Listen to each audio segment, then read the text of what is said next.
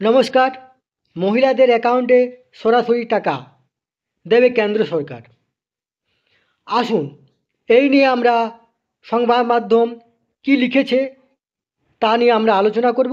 তার আগে আপনারা অবশ্যই আমার চ্যানেলটি সাবস্ক্রাইব করবেন। দেখুন, মহিলাদের অ্যাকাউন্টে সরাসরি টাকা আগামী 1 ফেব্রুয়ারি ষষ্ঠ বাজেট পেশ করতে চলেছেন কেন্দ্রীয় অর্থমন্ত্রী নির্মলা সীতারামন।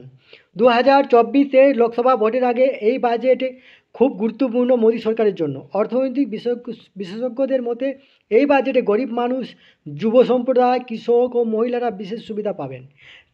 বাজেট কেমন হতে পারে তা নিয়ে সম্যক ধারণা পাওয়া যেতে পারে প্রধানমন্ত্রী নরেন্দ্র মোদীর বিভিন্ন সময়ের বক্তব্য থেকে।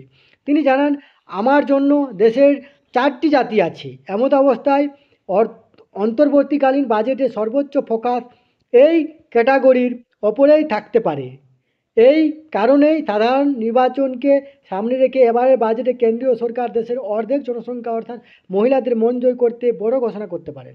এবার অন্তর্বর্তী বাজেটে মহিলাদের জন্য অনেক ঘোষণা থাকতে পারে।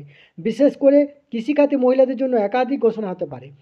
ভারতীয় মহিলারা বিশ্বের কৃষি শ্রমের 43% অবদান রাখে। ভারতের গ্রামীণ এলাকায় মোট কৃষি শ্রমের তাদের অংশগ্রহণ 84%। অর্থনীতিবিদদের মতে এবার বাজেটে মহিলাদের অ্যাকাউন্টে সরাসরি টাকা পাঠানোর ঘোষণা করতে পারেন মোদী সরকার। অর্থনৈতিক বিশেষজ্ঞদের মতে মহিলা কৃষকদের সম্মান নিধি বাড়ানো হতে পারে 12,000 টাকা। MNREGA মনরেগা এর জন্য মহিলাদের বিশেষ সংরক্ষণ এবং উচ্চতর সম্মানী দেওয়ার সম্ভাবনা রয়েছে। এর জন্য নারীদের সুদমুক্ত ঋণও দেওয়া যেতে পারে। অর্থাৎ নির্বাচনের আগে অর্থনৈতিকভাবে পিছিয়ে পড়া নারীদের জন্য বাস্ক খোলার ক্ষেত্রে সরকার কার্পণ্য করবেন না।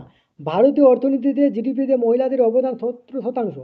এত কম অংশগ্রহণে ভারতের পক্ষে $5 ট্রিলিয়ন অর্থনীতিতে পরিণত হওয়া সহজ হবে না। বিশ্ব ব্যাংকের মতে ভারতের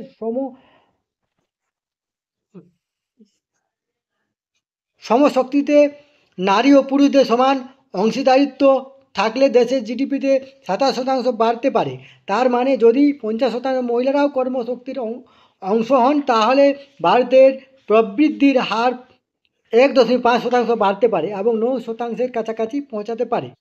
এমত অবস্থায় শ্রমশক্তিতে নারীদের অংশগ্রহণ বাড়াতে 2023 সালের মধ্যে নারী সংক্রান্ত প্রকল্পের বাজেট 25% বাড়ানো যেতে পারে। এর সাথে মহিলাদের জন্য পরিচালিত প্রকল্পগুলি আরও বেশি প্রভাব ফেলতে পারে। এর পাশাপাশি একটি সমশক্তির পাশাপাশি অন্যান্য অনেক ক্ষেত্রে নারীদের অংশগ্রহণের বাড়াতে সহায়তা করবে।